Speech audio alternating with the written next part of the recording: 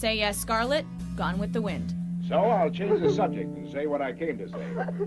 Say it then and get out. After Scarlett O'Hara loses her second husband, Rhett Butler wastes no time proposing to the bawling widow. Scarlett is reluctant to marry anyone, let alone the conceited Rhett.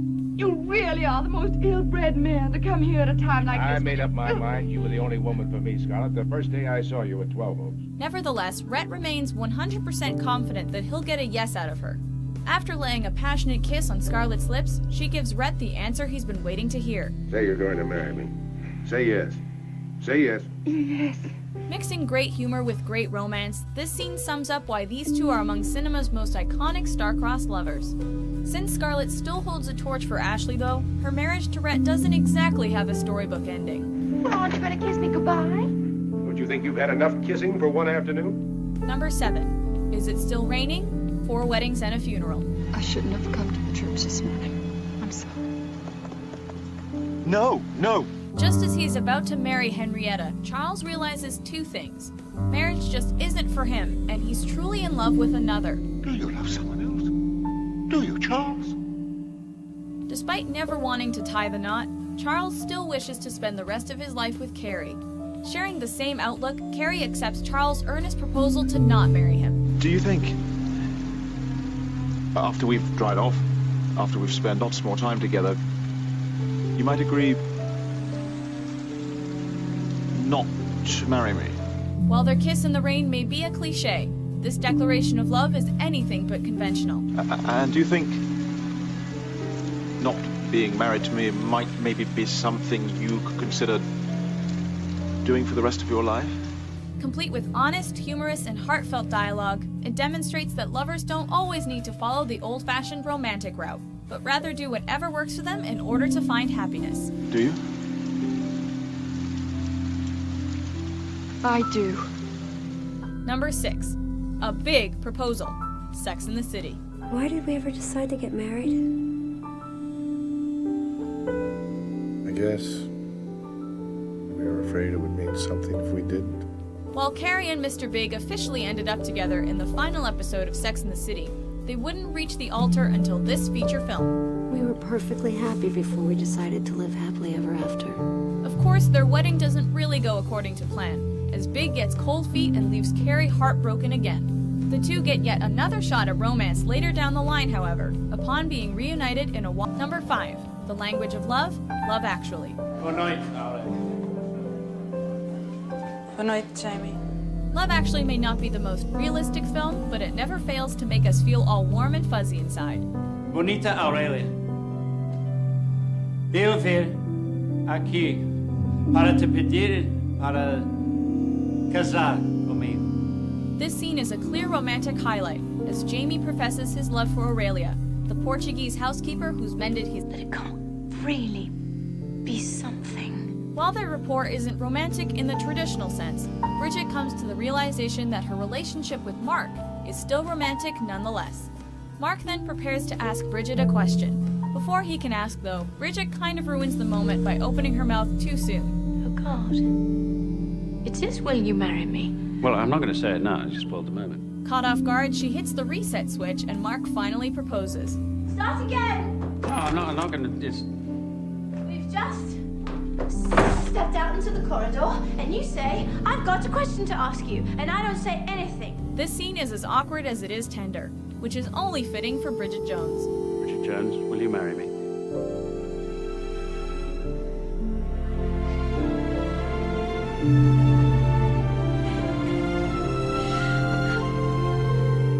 Number 2. A breakup and a proposal. Moonstruck.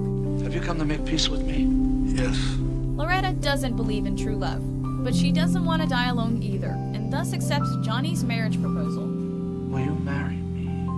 Yes, Johnny. Yes, John Anthony Camerari, I will marry you. I will be your wife. Things get complicated, however, when Loretta reluctantly falls head over heels for Johnny's brother, Ronnie. Matters seemingly work out for the best when Johnny calls off the engagement out of superstition. I can't marry you. What?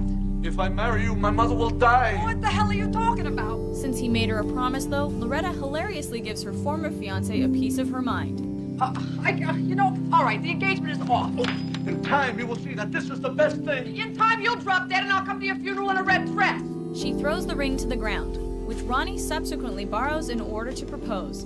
Johnny, can I borrow that ring? Confusing everyone else in the room, Loretta shifts from being infuriated to being overwhelmed with affection. Loretta Castorini, will you marry me? Yes, Ronnie, in front of all these people, I'll marry you. Before we get to our top pick, here are a few honorable mentions. Do you love me?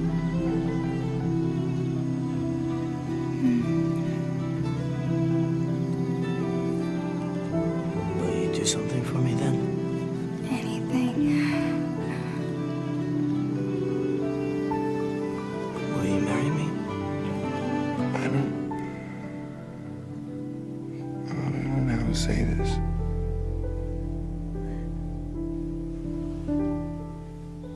Will you marry me? I need to make you happy. For me to even have a shot at being happy. Will you marry me? I want to be your wife. And I want you to be my husband.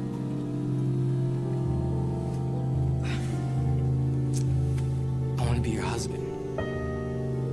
And I want you to be my wife. Number 1. You Have Bewitched Me. Pride and Prejudice. If your feelings are still what they were last April, tell me so at once.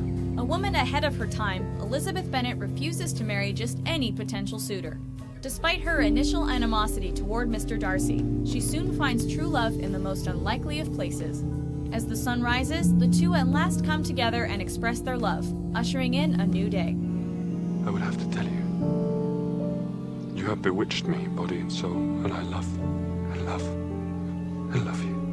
Even if you've read Jane Austen's classic novel time after time, this scene from the 2005 adaptation will make you fall in love with Pride and Prejudice all over again. I never wish to be parted from you from this day on. Everything from the elegant music to the lovely scenery to the genuine performances is simply bewitching, delivering a cinematic proposal for the ages. Well then.